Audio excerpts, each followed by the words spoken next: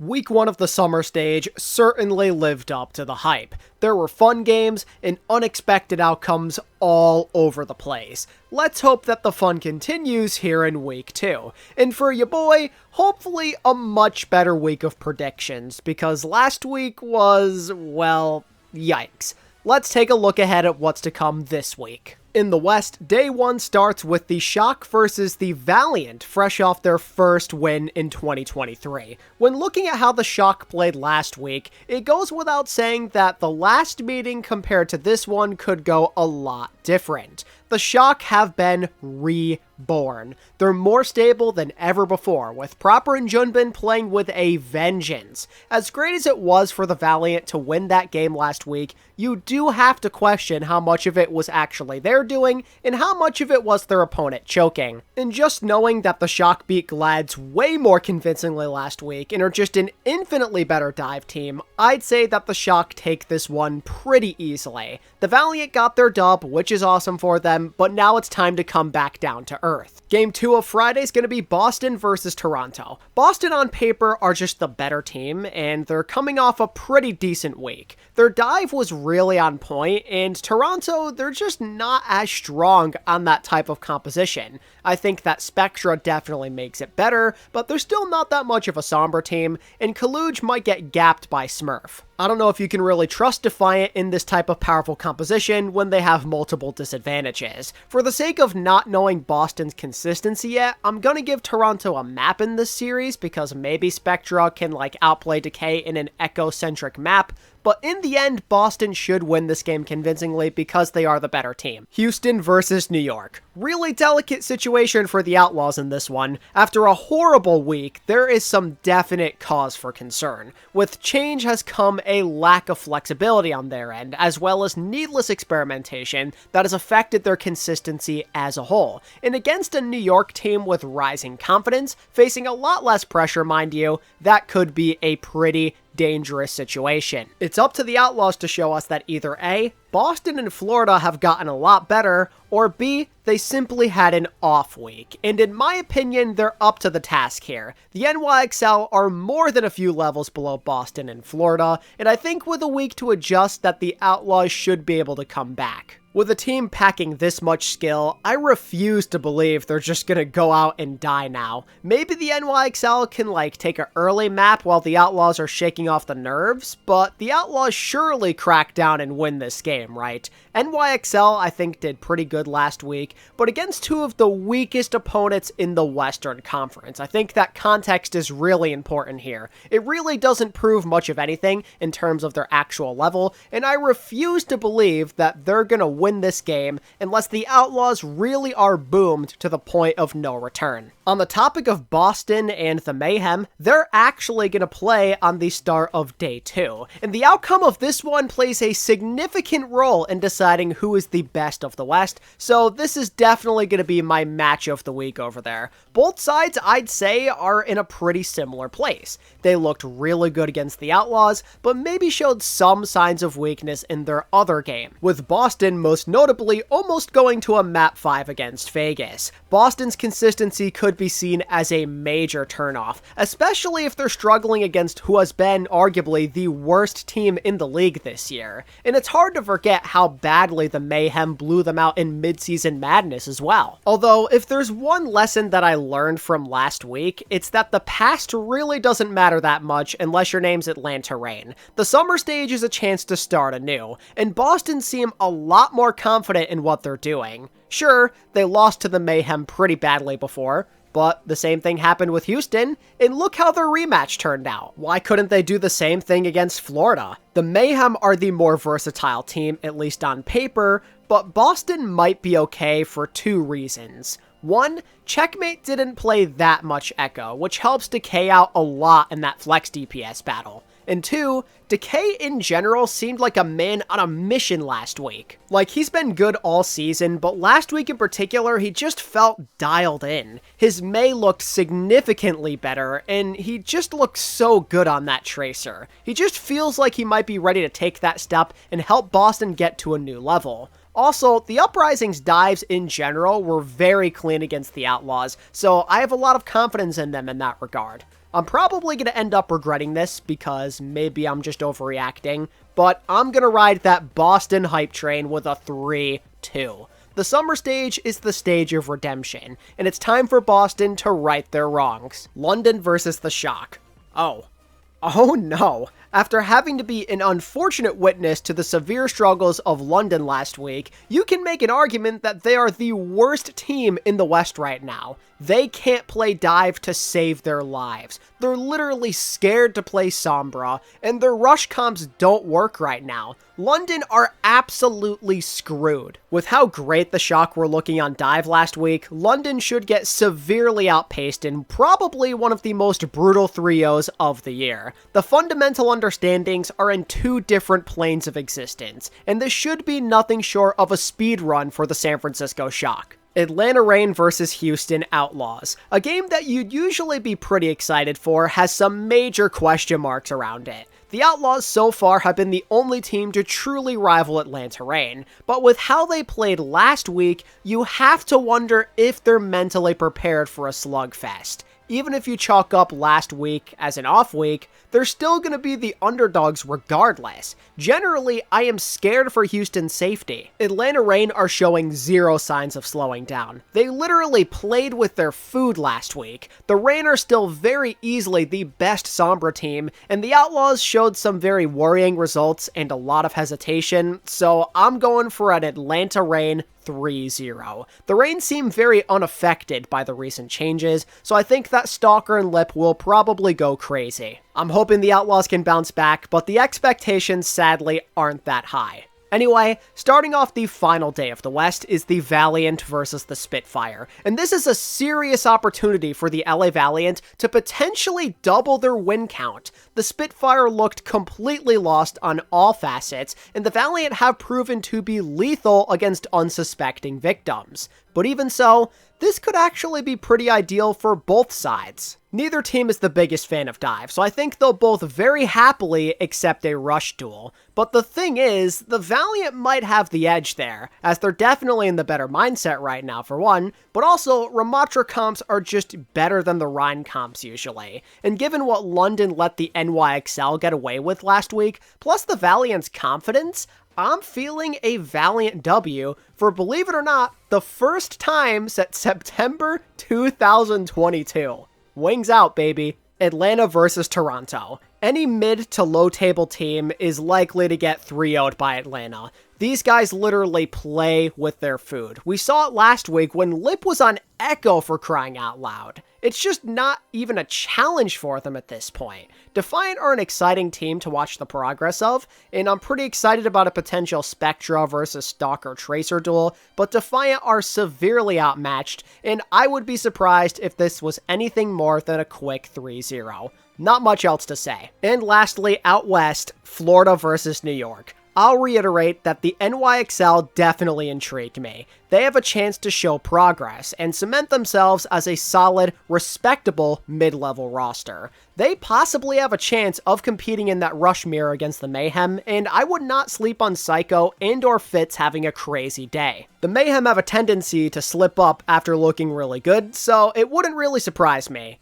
The thing is though, like I was saying earlier, what have the NYXL really proved to suggest that they're ready for this match? They've never come anywhere close to punching up to this level before, and you just wouldn't expect that to change until they prove otherwise. Mayhem have held on pretty strong for the most part against mid-level opponents, and I'd expect that to continue. The Mayhem have a lot more playmakers. Their strong support and tank play should lead the way to a fairly easy W. On to the East. Starting off is Seoul Infernal versus the Guangzhou Charge. Now, under normal circumstances, this game would lack appeal just based off of where Seoul Infernal are compared to the Charge, but Guangzhou recently went out and announced that they're replacing Piggy with Gaga to be their new tank player. And from like a surface level point of view, this could help benefit the Charge at least a little bit, as Gaga is just a lot more experienced as a Winston player, and in a Winston-centric meta, that could give them a little bit of a boost. Piggy's Winston was just okay, and they thought they could do better. It is a little disappointing to see them totally get rid of him, because he still does have his uses, but what can you do? As for what Gaga can up the charge do, he can make them a bit better. He can increase their ceiling just a little bit when it comes to individual playmaking, but he doesn't solve all of their problems, which is why I'm skeptical that the charge would even stand a chance. Getting a tank player like this all of a sudden isn't going to magically make everything better. Stuff like this takes some time, and Soul Infernal are actually willing to play Sombra comps, unlike the charge, who are clearly stuck in their ways. Better Winston player or not, you still can't keep up in that Sombra comp, and that's ultimately the thing that is gonna hold you back against the high-level teams right now. They just prefer that Hanzo Tracer style, and unlike the last time they played Infernal, this comp is just outdated now. It's all about the dive synergy, and the charge just don't have enough of it. Choice A1 can carry this team all he wants to, but without sufficient backup, the charge won't stand much of a chance. As much as I like the Gaga pickup, I'm still going with a Soul Infernal 3-0 as they continue their dominance over the rest of the East. Dallas versus Shanghai. On paper, Dallas feel like the better team. Their consistency the last month and a half has been pretty darn good. I'm liking how the support line played last week in particular, and Sparkle genuinely looks a bit more lively on that Tracer. My only question is, how's that dive comp gonna go against a non-contenders team? Hanbin was very willing to play Winston last week, but it may not be so easy against Fate. Although the Dragons were up and down last week, the potential is certainly there. With how Hisu and Viper are able to play as a duo, they could very easily make this a game if the Dragons are in the zone. If their dive maybe gets a little bit cleaner, I could really see the upset happening here. But as somebody who believed in the field during the preseason and seen them progress right now, I just feel an obligation to pick them in these scenarios. I can't lose all hope with them just yet. I've got to maintain my copium that they can make top 4 in the playoffs, as ridiculous as that sounds. They still have the better team over the Dragons, I'd say, and we can't forget that the Dragons definitely did look off when they weren't playing dive.